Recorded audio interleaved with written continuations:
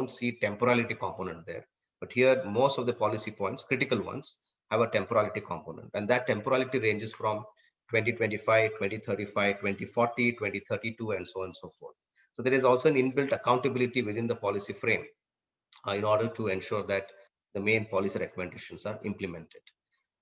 Now, with that objective, I would like to now share with you, especially the students who are seeing this, I would like to share that it is important to appreciate the context of how the policy life cycle is, how the policy has been built, how the policy arrived at the draft document, then the final version, which was approved by the cabinet in on July 29, 2020. So in a sense, you see an approach there, right? And this is the insider view since I was associated with that. So I thought I could share that because no policy is made in vacuum. Policy goes through a lot of emotions, a lot of expertise, and a lot of experience. And based on that, how it has been drafted. So in essence, you see that the first stage of any policy making is that to look into what is in the past. So for example, the current NEP 2020 looked into the previous policies because we did not have a national education policy for the last 34 years because the last one was actually the major one was 1986 policy. However, there was one document called Program of Action in 1992. So from there onwards, there was nothing much that we found in terms of a policy document, approved policy document. There were committee reports, there were certain commissions established, expert groups to review the status of higher education, but they were very limited in their scope because they were not a policy document. So in essence, what we see from independence to 2016, the TSR Subramaniam Committee report, so also a draft report, where there were 28 documents or policy reports since independence to now in or for higher education in order to promote its quality, promote equity and excellence and so on and so forth. But those were reviewed by the committee. First thing, first approach was that. Second, there were consultations and inputs by the members of the committee across the country, where individually they went to various states, various districts, various institutions, or they received individual comments, feedback, suggestions from various stakeholders in higher education. Parallelly, there were also analysis of the inputs because MHRD, today the ministry is renamed as Ministry of Education officially. Then it was MHRD, so I'll use that nomenclature. So the MHRD received a lot of inputs across the nation with regard to what should the draft look like, because there was also comments received on the TSR Subramaniam committee report, as well as when the committee was constituted, they were getting a lot of letters, emails. There was Innovindia portal, which was getting a lot of suggestions and inputs. So those were also considered, and they were running into lakhs, multiple lakhs. And that was analysis which was done by the technical secretariat, which was established in the National Assessment Accreditation Council office in Bangalore for the committee. Now, these three were also happening. So from these three set of inputs coming from, 25 themes were identified, like typical, when we draft a dissertation or a thesis or a report, we do have an outline, right? So in that way, there were 25 themes which were looked into, and those 25 themes were, for example, governance, regulation, autonomy, accountability, so on and so forth. And these 25 themes were supposed to be common for both school education and higher education.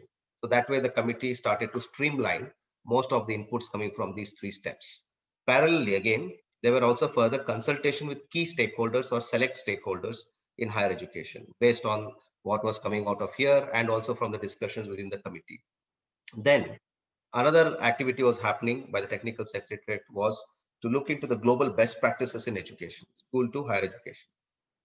Here, I would like to make one point to most of our young minds here listening, including faculty members, that when we hear global best practices, often the tendency is to look towards the West, the UK, US, and so on and so forth, right? But here, in addition to that, it was also important to appreciate our neighborhood countries and their policies.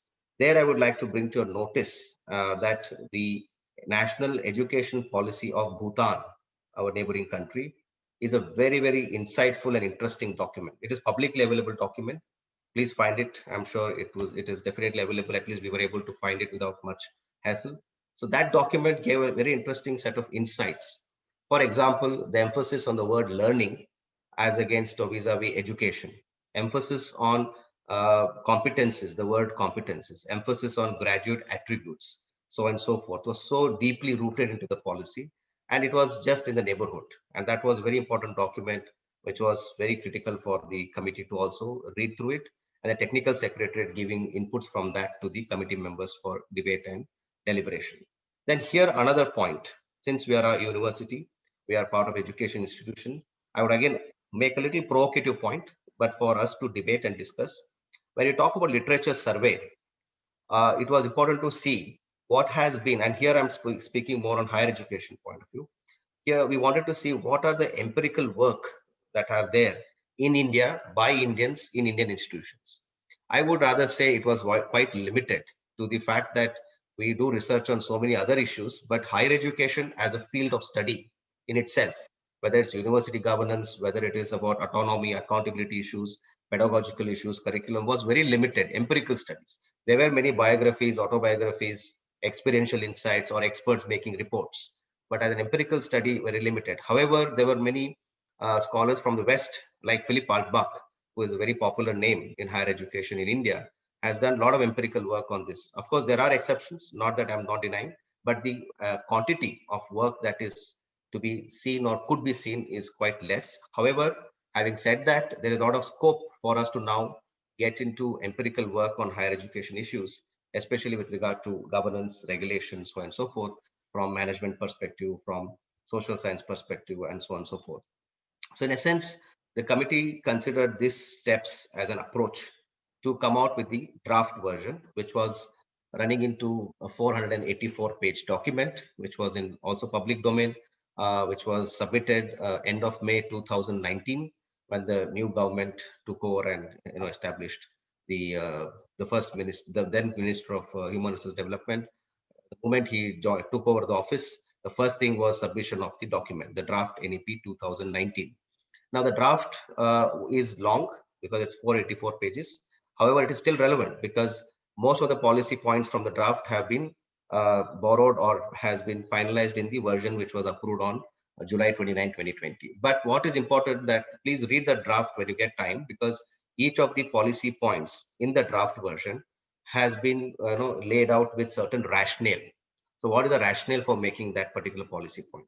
Wherein the revised version that you see in the present one, which is approved, it gets into the policy point directly with very limited exposure of rationale because it wanted to be very specific there. But I think draft is very important document to read for those who want to go deeper into the policy points. But the red line here is something I would like to bring to your attention also. What happens after the draft was submitted? Because then the draft was in public domain for almost close to 2 months for feedback, suggestion. There were portals that were opened for giving feedback. There were letters which were sent to MHRD by post. There were consultations held. There were presentations. I remember the entire committee members added up to making almost close to 220-25 presentations across the country in various parts of the country, and institutions organized like this, such events that we are doing now, to get feedback on the draft. So all of this put together, there was another committee which was formed, which was called Committee to Finalize the Draft NEP 2019.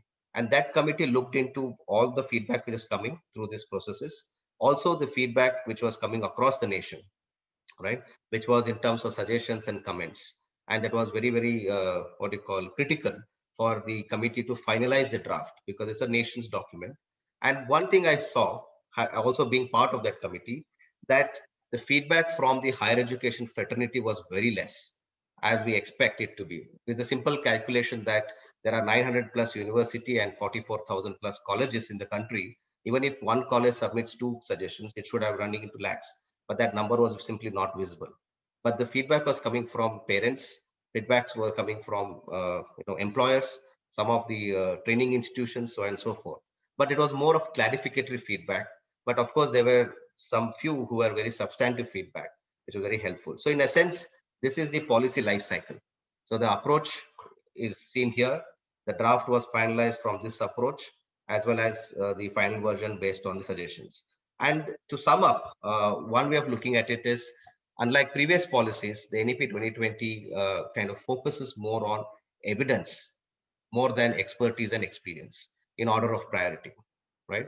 Whereas the previous policies, we don't see the rationale being there. However, it was the case, so maybe data availability was less, but here we had advantage of that in terms of access to data and information, which became very important. You will tend to see in the following slides how that particular data was used to make policy recommendations. So with this approach and with the process of the draft being finalized, the NEP 2020 identified 11 core or critical challenges in terms of in higher education, 11 challenges.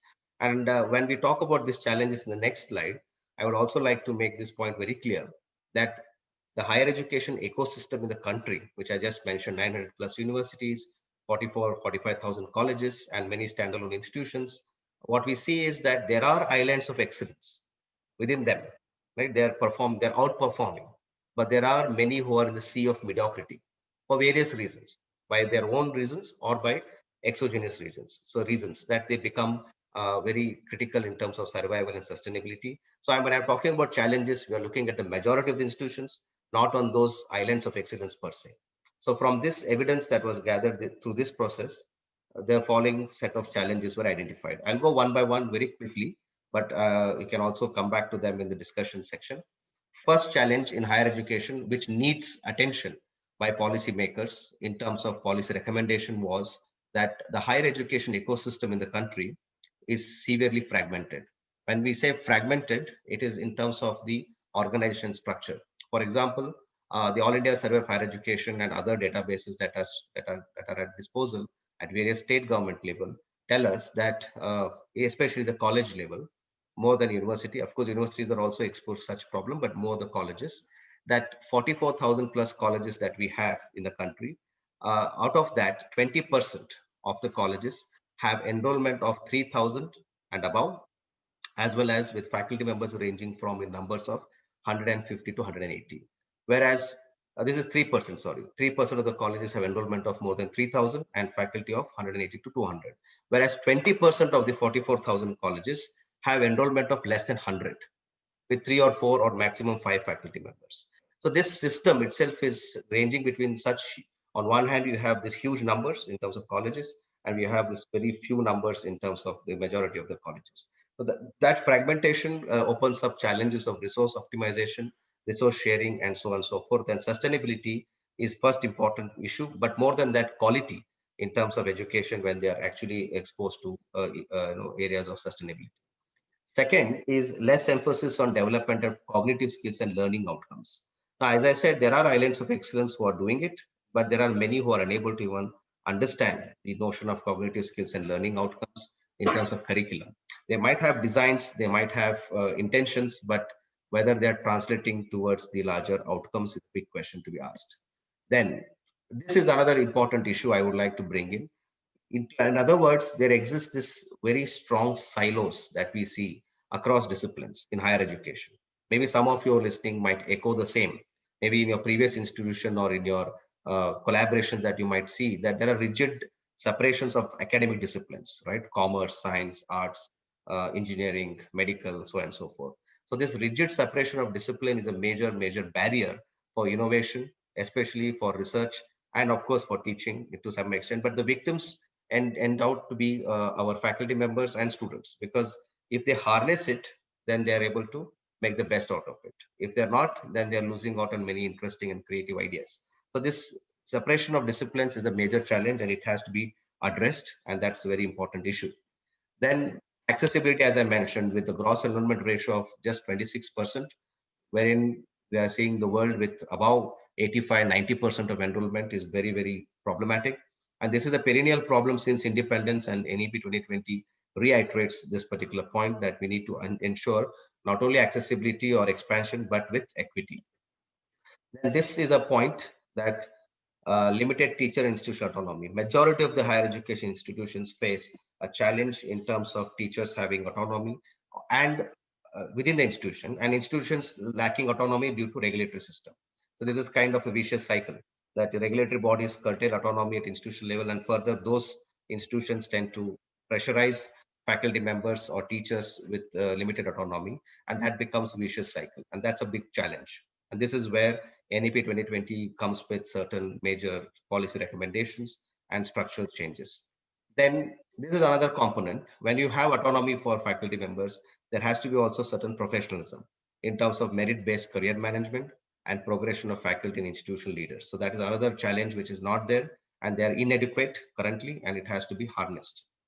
Then lesser emphasis on research at most universities and colleges. Of course, universities are no doubt should pursue research, but colleges are also to pursue research, and appropriate arrangements or recommendations have been made in the policy. And currently, we don't see that emphasis coming up because we are also focusing more on teaching rather than doing research for simple reason that say UGC says 16 hours of teaching is mandatory for assistant professors and so on and so forth. I understand the challenge, and that's what is the challenge, and we need to address that. Where is this magic number of 16 hours coming from? Can that not be divided, and cannot that be addressed by providing institutional autonomy is another issue which NEP flags, and I'll come to that discussion. And if you have autonomy, if you are well intended, then you need to have a efficient and strong and robust governance and leadership of higher education institutions. But majority of the higher education institutions are suffering from suboptimal governance and leadership, which are very critical, right? If you overcome these challenges, if this has not been addressed, then most of these challenges, if we are able to address, will not make sense if this is not addressed. This is a major challenge. Then this is the meta level issue, very important at a supra level. That is an ineffective regulatory system. In fact, in the draft version, the members had used the word, much more stronger word, called a disempowering regulatory system. They are not empowering institutions. In fact, they're disempowering regulatory system. So, but in the revised version, there is some sort of mellow down in terms of the use ineffective regulatory system, which is the same emotion. Both are almost on the same lines. But how do we overcome this challenge? So NEP makes certain recommendations for that. So I'm setting the context for it. And last but very important is affiliating university system. Some of us in this Rama University, we must not be worried about this, but it is important to understand we belong to a larger ecosystem. Most of our students come from affiliating system. Most of the students also are victims of such affiliating system, where there is very limited autonomy for curriculum, very limited autonomy for evaluation. Teachers have very limited autonomy. That is from the affiliating college point of view. But from the affiliating university point of view, like our Bangalore University, Mysore University, and so on and so forth, they also are victims of this affiliation system, which was a long driven gift from the British system to us, which we are still continuing. Whereas the British model has almost moved on to the new on appropriate system for themselves, wherein they also spend human resource and finance to manage the affiliation system. Whether it's the setting up of a local inquiry committee, faculty members are called on, administrative work, faculty members are called on. So that becomes another activity. So they have become mere examination universities over time, majority of them, whereas their focus towards teaching and research has been undermined. Affiliating universities. And of course, the impact, as I said, affiliating colleges become problematic in terms of getting autonomy for curriculum and so on and so forth, and cannot become more and more relevant and critical or contemporary for the higher education institutions and for students. So in essence, these are the 11 critical challenges which have been identified by the NEP 2020 in higher education, which needs urgent attention. And as a result of that, certain policy recommendations have been made. So from now on, I'll get into the policy points. As and when I'm sharing the policy points, you can always align to some of these challenges and see whether those policy recommendations can address these challenges. If so, then what should be the implementation framework, which I can also talk about. Now, to immediately address at the meta level, major reforms or disruptive reform, I would say, in the regulatory mechanism at the meta level, the National Education Policy suggests for establishment of a supra body called Higher Education Commission of India, HECI. Currently, the draft bill is being prepared. It has to be placed in the Parliament for further discussion and approval. So, according to the HECI, the Higher Education Commission of India. Under that, there would be 4 autonomous verticals of bodies, and these verticals or bodies, independent, are supposed to be identified by their core function, right? So now, what will happen to UGC and AICT, for example? Those would be subsumed under subsumed under Higher Education Commission of India, eventually now governed by National Higher Education Council, for example. And that council would be a single point regulatory body, wherein excluding medical and law, that is MCI and BCI, because MCI currently went through the NMA, but law is also on the annual, but these two are kept out. But others, pharmacy, nursing, and so on and so forth, there are such 16 regulatory bodies who are supposed to be, or who were established as professional standard setting bodies. right, for professional courses. But over time, they have also become bodies of standardization and coordination of higher education academic aspects also. Now the NEP says, let us now limit their scope to only as a professional standard setting body, basically providing licenses for practice, for pharmacy, for nursing, and so on and so forth, DCI, so on and so forth. So now those bodies would now be one, disassociating their function, academic function. At the same time, they will be subsumed under the National Higher Education Council, and other regulatory bodies will come under this one body, which will be a vertical or independent vertical under Higher Education Commission of India going forward. But the entire disruption or change envisaged in the regulatory system must be based on a principle, core principle, and that principle is known as light but tight principle, right? Wherein light is basically meant that it will not be too harsh, too centralized, too suspicious of institutions, right? The agenda would be to empower institutions, to provide maximum autonomy to institutions, as long as they're able to make the best out of that autonomy in order to ensure good governance and empowerment. Whereas it is going to be tight on those who are not going to be using that particular freedom or autonomy for enabling good governance and empowerment. So, for example, the regulatory system believes in dimensions of financial probity, integrity, transparency, public disclosures, etc. And we have seen that in some essence also in the National Assessment Accreditation revised methodology, wherein now there is a lot of disclosure which is made by the institution, which is verified publicly from publicly available data. So that is a mechanism. So it is, as long as you have your information upright and also very clear, then you don't have to worry about regulatory bodies being disempowered. And moment you are defaulting, then the system will become tight on you. If you are not, if you are encouraging innovation, change, and research and good governance, the system will be light on you. So that is the operating principle under which Higher Education Commission of India will establish this four vertical. And this vertical is a very important vertical, regulatory vertical, like a single window system, which would be based on the principle of light but tight. The second vertical is National Accreditation Council, which whose main role or key role would be that it will be engaging in accreditation. And that is current NAC will be NAAC will be now taking shape of NAC in course of time. Once the policy gets into the implementation frame, it should be. But most importantly now, this NAC would also focus on institutional development plans, IDPs.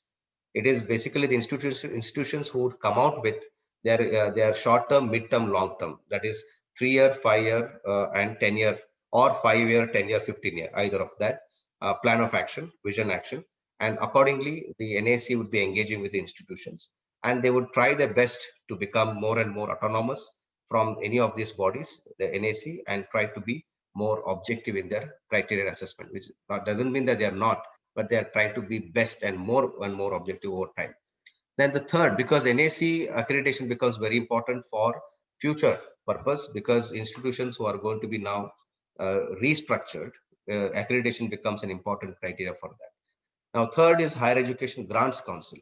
So some of the activity that UGC was doing, not just standardization coordination, but also Grants Council, that role will be subsumed under Higher Education Grants Council, where it's not only funding institutions for developmental funds and so on and so forth, but also it will inbuild themselves into providing scholarships for students who are deserving and who are in need of those scholarships, and so on and so forth.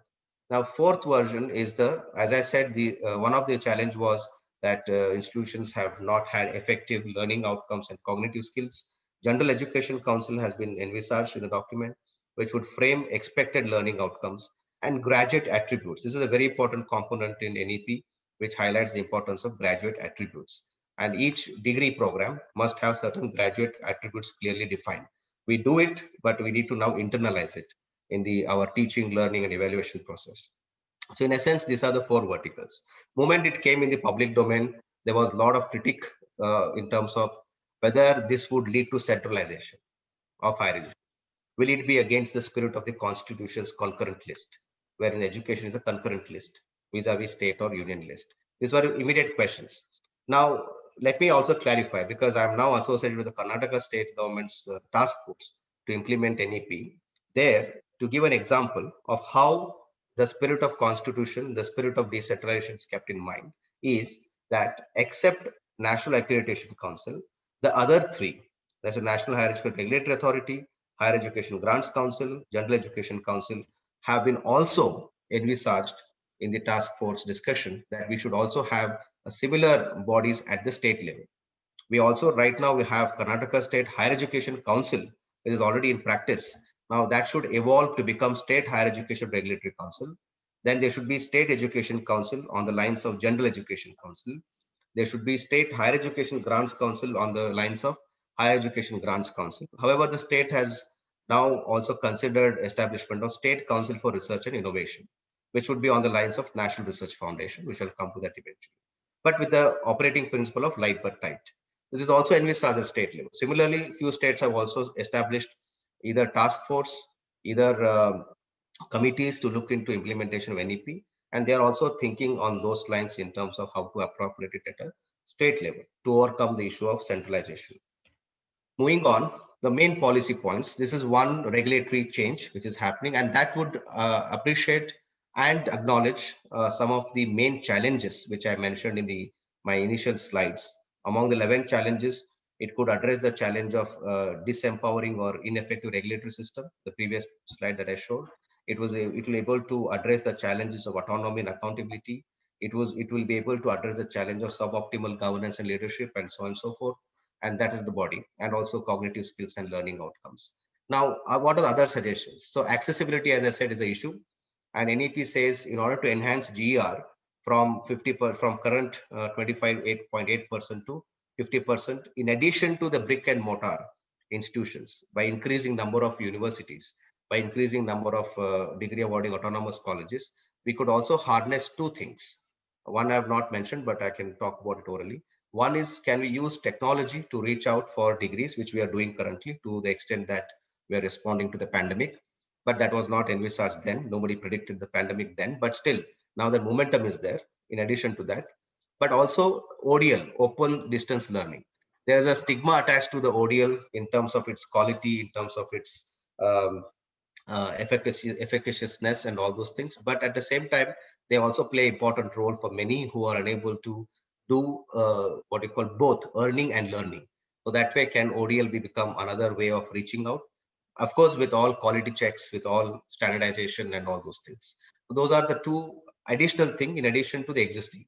NEP is not silent on the fact that we need more institutions, but instead it says, in addition to that, can we look at harnessing technology, keeping the digital divide in mind, keeping the equity component in mind on one hand, at the same time ODL by enhancing quality. So can that lead to, because some of those GRs that I mentioned, 95% GR in South Korea and 84% and above in US, are also using both, all the three, brick and mortar or technology or ODLs. So that way, but only thing is quality has to be checked and the whole system has to be appreciated in that.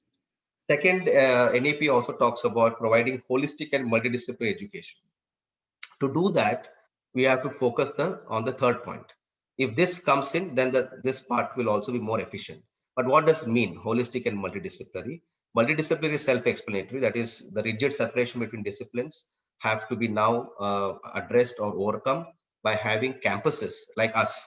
We have health science, we have engineering science, we have pharmacy, nursing, and all those disciplines, including now social science, which we have started from this year, and law. We also have the BSc LLB program. So this is a multidisciplinary ecosystem which is able to harness the best of thoughts and creativity. Let's, for example, whereas holistic means higher education institution must provide intellectual abilities to the students, appreciate aesthetic, social, physical, emotional aspects, and moral, and they have to integrate all of them. That's the holistic education.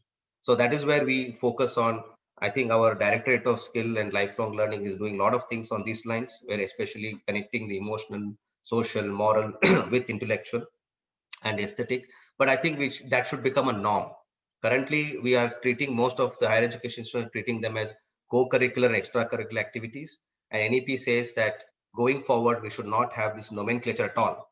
Everything is curricular, so that the importance, the value to them is given with the due recognition and cognition to them being equal, right? So everything should be part of curricular. Everything should be integrated. So, but for that, we need to restructure our existing higher education institution setup. Right now, we have 8 types of higher education institutions. Firstly, we have institution of national importance, that is IITs and IIMs. Then we have central universities like Jawaharlal Nehru University. Then we have public state universities, which are basically Mysore University, Bangalore University kind of thing.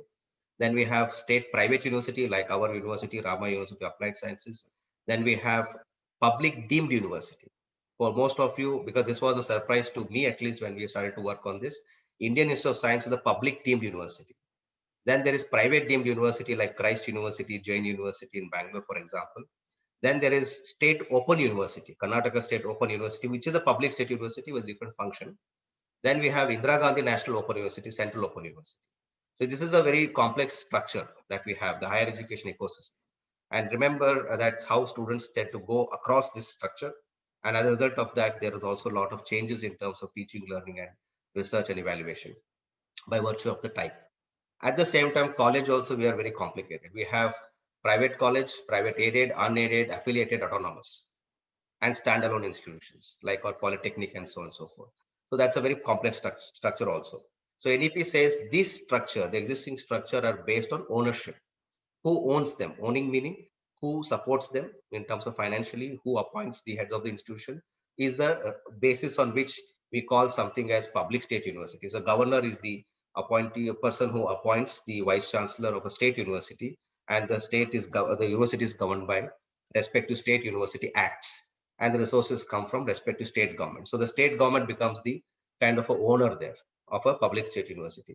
Similarly, central university, because central government provides the nomination, the president of India becomes a visitor of a central university, nominates the appoints the vice chancellor, and so on and so forth. Funds also coming from central government. So, but we need to change this ownership model to function model, because irrespective of these 8 types or those 4 types of colleges, 3 critical functions happen, which is common, which is basically teaching, research, and extension activities or service activities, which is common irrespective of the type, whether it is IIMs or whether it is public state university, whatever the range is, right? Now, that's why NEP says now we have to reorganize or restructure a higher education institution into new types, which are supposed to be large and multidisciplinary. What are those new types?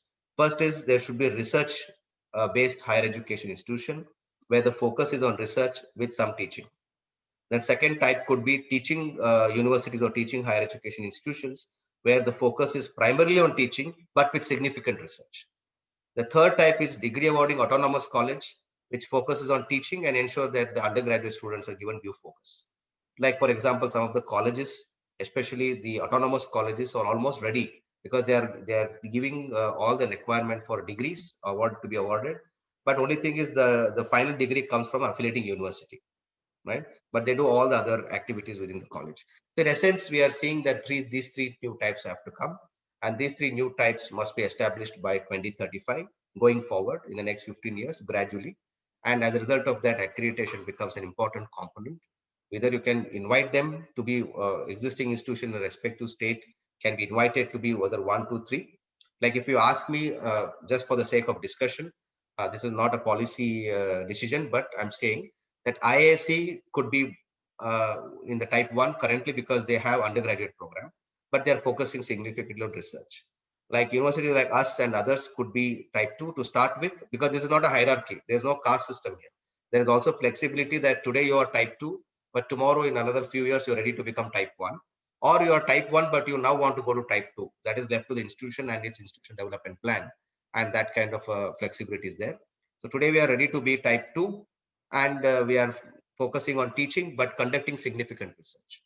A college can say, I want to be degree awarding autonomous college. So in essence, the spirit here is by 2035, all higher education institutions, all the NEP recommends must become autonomous, either 3 to 1 or 1 to 3, whichever it is.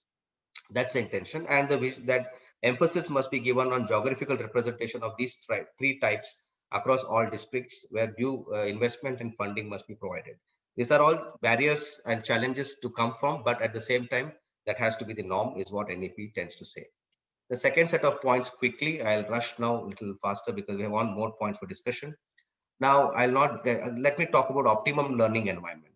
The NEP suggests that in order to achieve optimum learning environment at higher education, Now onwards, keep the three types in mind, because the policy keeps again reference to those three types and then makes appropriate recommendations. So in the three types of higher education institutions, we need to harness optimum learning environment. And to do that, we need to have appropriate curriculum, pedagogy, continuous assessment, and student support, which are supposed to be the cornerstone of quality learning. More importantly, we need to integrate the institution's academic plans, ranging from curricular improvement to quality of classroom and transaction, and that should be visible in the institutional development plan, because there is accountability to the institutions also to make sure they implement the IDPs, right? And at the systemic level, once those three types are established, and also that autonomy is brought in, flexibility is brought in, optimum learning environment is being provided, then this progressive completion becomes very important, right? Because each policy point has to be seen in a continuum. They are not to be seen as exclusive from each other. They are very much mutually inclusive. So then comes the progressive completion. That NEP 2020 says that in order to avoid or to overcome this label of a dropout, right? Somebody leaves the education between, sometimes by choice or because of certain exogenous reasons, economic, social reasons, they tend to leave out from education. But what happens is after they complete 1 year, if they leave the institution for some reason, they are called as dropouts, right? So NEP says that is a very discouraging fact for especially student of that age with that spirit and enthusiasm.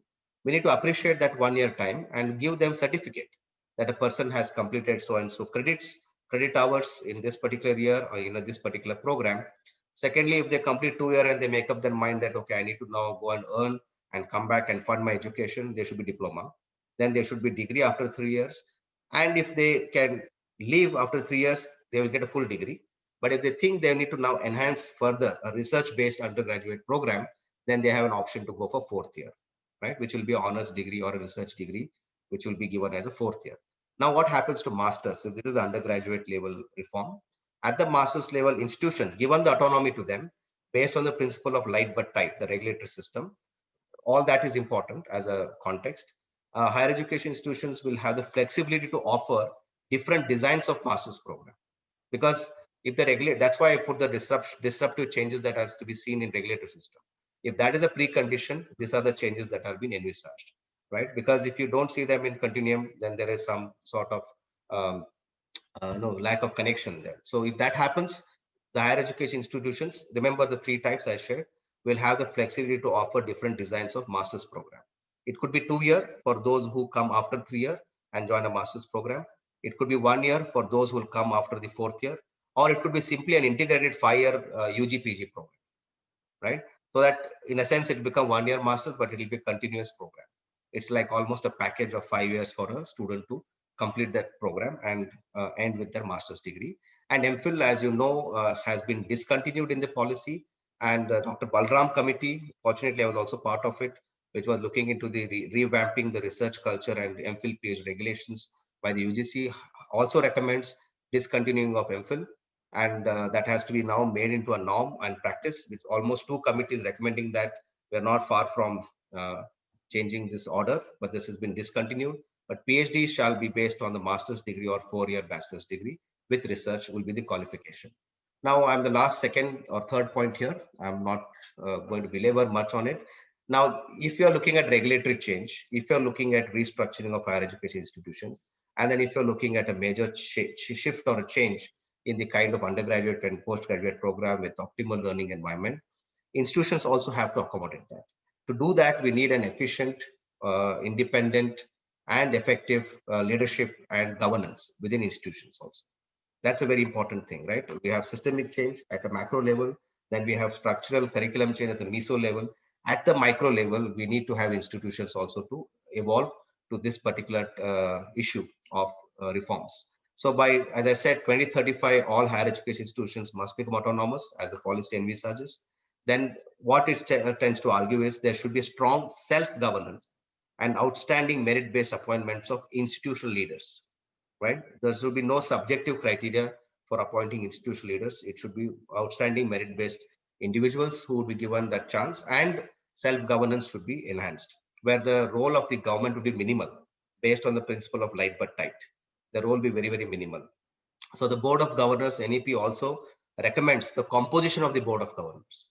Who should be there? Highly qualified, competent, dedicated individuals. See, the BOG becomes a very important body henceforth if that is what is seen as a holistic implementation plan, where they would, on the basis of institutional development plan, govern the institutions. And that IDPs are supposed to be made in a consultative way with the faculty members and the other stakeholders of the institution. And that becomes the document for governing the institution with all spirit of independence and autonomy.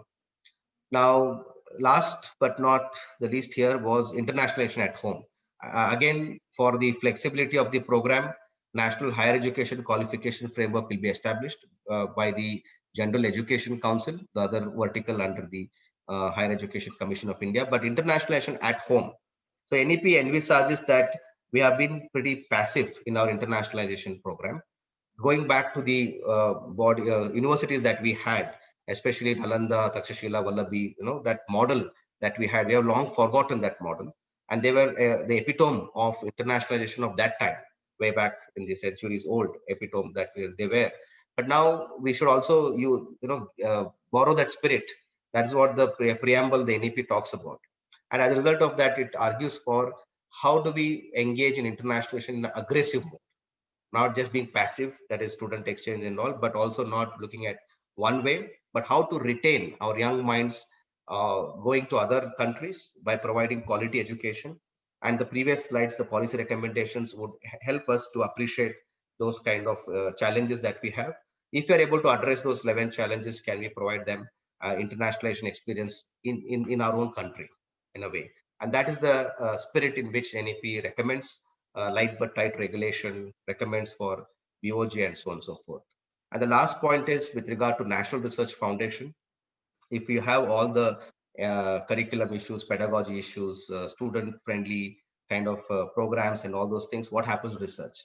Now, for technology, science and technology, we do have already a lot of opportunities, whether it's DBT, Department of Biotechnology, Department of Science and Technology, and so on and so forth. But social sciences and other associated sciences are one who suffer from very limited source for funding in terms of grants and all those things. So NRF now makes that recognition that there has to be, broad kind of funding to that. And in the last budget, out of 20,000 crore, 5,000 crore has been already allocated for NRF in the last budget. But going forward, it should be more. I agree. But more importantly, NRF will bring in mentorship programs, also provides incentives, and also build capacity for quality research across the country. This body becomes very important for funding, mentoring, incentivization, and building capacity for quality research, right? And as an autonomous body, it would be very important. So in a sense, I would stop at it because I know we are close to the time that was given to me. But I had a couple of slides on changes, but I will wait for questions because there will be a lot of clarifications. I'll stop here. So I'll wait for your questions. Thank you, sir, and thank you, Jyoti Shankar, sir. I look forward for questions. So there are two questions Yeah. so far from the audience. One of the question goes like this: does NEP 2020 provide any concrete guidelines on appointment of leadership roles to higher education institutions? Yeah. So to respond to that quickly, at least I can speak from the state of Karnataka. The document which is coming out from the task force, the guidelines are supposed to come out from the respective board of governors. They have to come out with a certain guidelines, benchmarks on identifying leaders, not necessarily given by a body outside to the institution. And that BOG must appreciate and maintain its autonomy and independence, either from the sponsoring bodies or from the government. And those bodies, when established as an independent body with appropriate composition, which is mentioned in NEP, becomes the body for identifying the leaders and their qualifications. Okay. There is one more question. Can you please mention if there is any auditing body or watchdog for institutional governance? Yeah. So the idea is to limit such bodies. That is the intention. Instead, it gives a lot of autonomy with accountability to the institution per se. Because when we talk about public disclosure, the Higher Education Commission of India and the 4 verticals under that by the respective functions would be the bodies who are actually playing the role of auditing. It would be tight on them who are supposed to be defaulting and appropriate actions to be taken. It will be light on those who are engaging in appropriate public disclosures based on the principle of financial probity and all those things. They would be one who would be looked at from a very limited perspective and given a lot of autonomy. But it is the institution. In a sense, it is of the institution, by the institution, and for the stakeholders. But there is no body, because there's also social audit which has been built in the system, where community at large and parents also become part of the overall process. But that's a long-term plan. But immediately it is basically the BOG immediately who would be the audit of the audit at the level of institution, and public disclosures and probity that I was talking about becomes the source of governance for the bodies external to the institution. But the idea is to limit such bodies. We have too many of them right now, and that has to be limited over time. Thank you, sir. Participants, you can ask the questions. You can unmute yourself and you can ask the question. Chetan sir will be happy to answer that. Sir, I have one more question. What are the expected changes for autonomous management institutions? Will they be falling under NHEC? Yeah, currently, including the not only autonomous management institution, but also standalone polytechnics and all those things. The idea is by 2035, they have to now gradually move into a larger institution base. Either you associate yourself to the existing institution in the neighborhood and engage in your functions, but you can engage with other institutions so that you become large and multidisciplinary in nature, or you yourself evolve into multidisciplinary institution going forward, so that you can be the category 3 degree awarding autonomous colleges, if not 2 or 1. That is a teaching university with significant research, or research university with some teaching. But you could emerge in the next 15 years. That's why that time period of 15 years has been given, so that you can emerge to become one of them. Especially in this case, type 3 would be a good starting point. But again, this is an aspiration set forth by the policy, but the respective state government now have to come with a roadmap. And from Karnataka government, at least I'm seeing that they are going to identify at least as a pilot few institutions of all types and provide them an opportunity to emerge as one of them. But this is a long-term plan. But I think it's good to, with the same spirit, it is good to think about how you want to evolve into that system. Instead of getting exposed in the last minute, maybe you could think from now on, maybe because we have a direction now, an approved document is there, unlike the draft version which was there earlier. Any other questions? Participant can send it on the chat also. I think Chetan sir is also able to see the chat.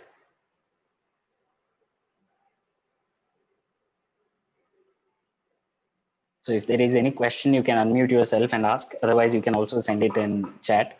Yeah, there is a question. Chetan sir, there is a question in the chat. Yeah. When will the policy be implemented? I think it's a very difficult question to answer, because for two reasons. One is the policy has come after a period of 34 years with major policy recommendations. Now, these recommendations at one go would not be implemented. It is going to be implemented in phases. For example, some of the policy points have been already implemented. That is 4-year undergraduate B.Ed program, which was part of the policy draft initially in the discussion phase. That has already been implemented, and the NCTE, National Council for Teacher Education, has already announced it. Gazette notification has been announced, and others minor changes like renaming of the ministry from MHRD to Minister of Education. That has also already been approved, and the ministry is now renamed as officially as MOE.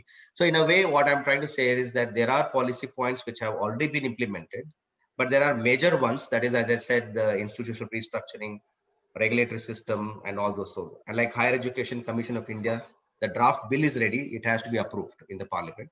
So those are there, but we cannot say that this is a time frame. But however, 2035, 2040 that I mentioned are the time frame that the government is now accountable to implement. So by that time is one way of looking at it. And last point is the respective state governments have constituted task force to work on the implementation part. So Karnataka government is almost submitting, the committee is submitting the final version. So once that come in, whichever policy points does not have any financial implications will be the first one to be looked into and maybe implemented. And of course, financial after the COVID and the respective concerns that we have, I think I'm sure they'll come back. But we cannot say this is the time that they will implement, or whether this is this academic year. But it is going to be in phased and in gradual way, what you call incremental way. right? For the next academic year, institutions might start thinking on how to reform their pedagogy, curriculum, and research environment, making it multidisciplinary. So that is something to the institution now, right? Like MPhil program has discontinued. So now whether there's a circular which comes from the government immediately, yes, we have to wait and watch. Then institutions have to respond. So it's very difficult to say this is the exact year or same year it will be implemented, right? It is gradual process, but there are some which are already been implemented, especially in school education. Also, there have been few which have been implemented already. There is one more question in the chat, sir. Yeah, scope of this policy for multidisciplinary studies. I think the entire spirit of the policy is multidisciplinary, madam. I think that is where it is important to now look into how our curriculum is going to be more and more multidisciplinary, while our teaching also becomes more multidisciplinary and research also becomes multidisciplinary. Best example is that most of the activities that we do in extension, NSS, NCC, and so on, so all those field work extensions, for example, that can be brought into the curriculum, making it more multidisciplinary and interdisciplinary in nature. But the scope is, I think NEP's sole agenda for higher education, especially for teaching, education, research, is multidisciplinary. So the scope is substantial. The scope is very much deeply rooted into the NEP 2020. Yeah. Any other questions? Yes, sir. There is two more questions, I guess. I think, yes, it is a challenge, but in order to avoid it to become a perennial challenge, maybe it's the right time for us to reflect on it and work around it. Because from last 34 years, we did not think about the importance of it. We have been thinking more as individuals in our own role and scope in the little capacity. Now we are trying to look at it at a systemic level. And I think there is a lot of scope now. That's why I said it is a challenge for those who, like us, we always had a rigid disciplinary boundaries, but it has to be now unleashed, and we need to de-silo our education process and not to have our own hierarchies, right? Sciences are not better than social sciences or vice versa. Each one of them have their own unique method, unique concept, unique theory, unique approach, but bringing both unique approach, theory, concept, method becomes very important, and bringing them together. Like, why is that a PUC science student can take arts and commerce, but not a PUC art student can take science and commerce? Is this hierarchy, which is a natural hierarchy, or is it a very unnatural hierarchy? So those are the things which now we need to overcome, and those are the challenges that we need to address and then overcome this particular challenge. And system is not old. I think the system is so young that it is open to, or is ready to take up such kind of new initiatives if we are able to do it. I am being optimistic about it because it is possible. At least in my previous institution, we were able to do it, right? And what will be the role of present apex bodies such as pharmacy, dental? As I said, sir, it will be now subsumed under National Higher Education Regulatory Authority as a single regulatory body. And they will be limited to becoming only professional standard setting bodies, not setting academics, curriculum, evaluation, assessment. Their job is to set standards for profession. Yeah. Yes, Gitanjali madam, yes, we have to unlearn a lot, and I think we are all together to do that job. I think I agree with you. Only when we unlearn and unwind, we are present apex bodies. Yeah. Thank you. Sir, there is one more question. What is the role of present apex bodies? I just mentioned that that they would be subsumed under National Higher Education Regulatory Authority, and their job would be to set only professional standards, as they were professional standard setting body. So can you please elaborate on credit-based system? Okay. Now, yeah, this is a valid question. I don't know. I'm sorry, I can't locate whether you're a faculty or a student, but it's a very, very appropriate question, because most of the students are not aware about credits itself. No, you're talking about second level credits, electives or core, but they are simply not aware about total credits. Sometimes, majority of the institutions, not all. What is the credit system? They become victims of unwanted and unwarranted number of credits, which goes up to 200, 220, 170, 180. There are a lot of variations there. But I think it's important to appreciate that. That is why this 4-year model of 4-year undergraduate degree and flexibility of mobility from first year, from science to arts to science, are heavily rooted on credit. That's why NEP recommends setting up of academic bank credit, ABC, wherein those credits that you earn, 1 hour of theory is equal to 15 hours of 15 hours of theory is equal to 1 credit, 30 hours of practical is equal to 1 credit. Now, those will be now credited into that bank, wherein you're able to make the best out of that autonomy that you have in terms of mobility, and you're able to engage. So this credit-based system is going to continue, and electives will also be the same. Only difference is there's going to be a lot of choice across disciplines, across institution, and across state. That's why credit system becomes very important. And National Higher Education Qualification Framework would provide the guidelines for credit equivalence based on the guidelines of General Education Council. So credits continue to be important, and credit hours for electives will be also there. But only thing is, we are going one step forward in order to make this mobility across degrees and across state and across institution based on credit, based on the ABC, academic bank credit. Yeah, I hope I responded to your question. Yeah. So I get a thank you message from Vijay Sankar sir. So I think with that, if there are any further questions, I'll take it. Otherwise, we are happy to. I'm on campus. I'm very much part of the Rama University. So anytime you're most welcome to write to me or seek clarifications or inform me more on how to improvise the education system. We'll all learn together and contribute to the same. Sir, there are two more questions actually. Yeah. How will the role of universities change when colleges become autonomous? Yeah, there is no change as such. The change itself is a systemic level. There is the three types of universities, right? Rather, three types of higher education institution. The university nomenclature is now going to be the real nomenclature, because the university are supposed to be large and multidisciplinary, not unidisciplinary or single disciplinary centric.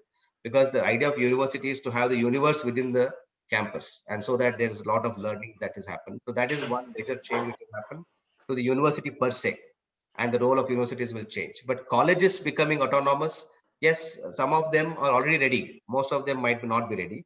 But idea is that they are autonomous, but only to the point at being procedurally autonomous, not substantive, in the sense they cannot offer degree. They can only change curriculum. They can have teaching, learning methodology changed or reformed. So colleges become autonomous means that you're able to make them more and more responsible. At the same time, but that responsibility or that autonomy comes with appropriate accreditation mechanisms and reforms therein. So in a way, I see your point that you are thinking university and college will become same. Yes, there's no harm in them becoming same, but the functions will change, because a degree awarding autonomous college will only focus on teaching undergraduation, whereas teaching university will be teaching university with significant research. Research university will be with teaching focus. So that is where there are roles which are different by the functions that they operate, but idea is to bring them together as much as possible, right? So if a student wants to finish the degree from college, which is kept out of university, they'll finish a degree and come to university, either one or two type one, type two, not in order of hierarchy, but either research university or teaching university. So colleges will become the feeder institution for them, because they can go up to a point of only providing undergraduate degree. To some extent, some colleges can offer postgraduate. But end of the day, universities will also be there for them to have a choice for students to come there. Yeah. Is there any? There is one more question, sir. Yeah. Yeah, there's no reference to blended learning in NEP. Instead, they refer to 2 points, which talks about harnessing technology. That is technology-based learning is there, where NEP talks about promoting that. In fact, it recommends setting up of National Technology Education Forum, NTEF, which not only provides developmental funds and grants to institutions of higher learning to adopt that model, but also provide capacity and mentoring program for faculty members to ensure that they're able to make the best out of this technology-based learning. So blended learning is a phenomenon that we are seeing now coming up in a big way. But it also talks about MOOCs as another source, ODL that I mentioned, using technology as reach out. So that way it has talked about a combination of technology and brick and mortar kind of classes. But there is no explicit statement that blended learning should be promoted. But as a result of that, it would be anyways invariably promoted. But now it depends on the institution development plan, how you would like to, as an institution, respond to that idea of bridging technology and the traditional teaching. Participants, any more questions?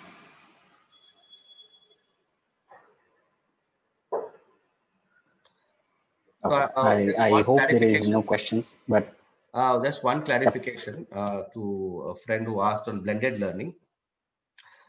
If you can, if you have a time to read the document, I would urge you to see the document's reference to three words: blended learning to some extent, but not in the same word. Blended courses and blended mode. You can see that on page 34 or 35, where they have made reference to that. Blended mode, blended learning, especially for B.Ed programs, but also generally for higher education. Page 35, you can find some reference to blended mode of education after a revised document approved on July 29, 2020. Yeah. sir, will the Karnataka state decide on training NEP for each category of institutions? Will the Karnataka state decide on training NEP? Training NEP, yes, for each category of institutions. I No. didn't get training. Is there any training on NEP for each No, category I of think the institutions? UGC mandate and Unnat Bharat Abhiyan mandate of Abhiyan. capacity building through this kind of forums, I think also is one way of creating awareness and dissemination of what the NEP is about. So in a way, the government of Karnataka would come back once the policy is translated into action. Like for example, currently one of the discussion that is happening is should we amend the Karnataka State University Act so that we can have those changes. So once the amendment happens, again, there'll be awareness program through the Karnataka State Higher Education Council for respective higher education institutions, heads of the leaders and all those things. And appropriately public discourse will be around it. So once the implementation process is gradually coming in, there would be appropriately awareness programs and capacity building programs. But this, what we're doing now is also partly associated to read the document in a continuum, read the document in the context of how there are changes that have to be seen in education policy and education system in due course. But yes, it would be there and it should be there. Yeah. So the I have making for dropped your email implementation. IDs Yeah. Please mail me. Please mail me. in case any other further queries, the participants can mail Chetan sir directly. We'll be happy to answer that. Sure. If you see me on the I campus, you can. extend. If you see me on the campus, you can also stop by and ask me what are the questions anytime. We're more than happy. Thank you, because it's good learning for me also. That's why. Because you are the practitioners who are engaged in day-to-day activities of teaching, learning, research, extension. So it's always good to learn the ground level issues and align to the aspirations set by the document. Yeah. Sorry, sir. Please go ahead. Yeah. I would like to thank Dr. Chetan Singhai from Unnat Bharat Abhiyan Cell of Ramaiah University of Applied Sciences. It's like thanking our own family member, but still formally I have to thank you. So thank you so much, Singhai sir, for this enlightening session on National Education Policy 2020. Thank you so much. Thank you. Thank you so much. Thank you. Thank you. Bye bye, sir. Thank you, sir. Yeah, Thank you, Jyoti Shankar, sir. Thank you, all the members of Ramaiah University of Applied Science, our family members, for having this discussion. Thank you so much. Thank you.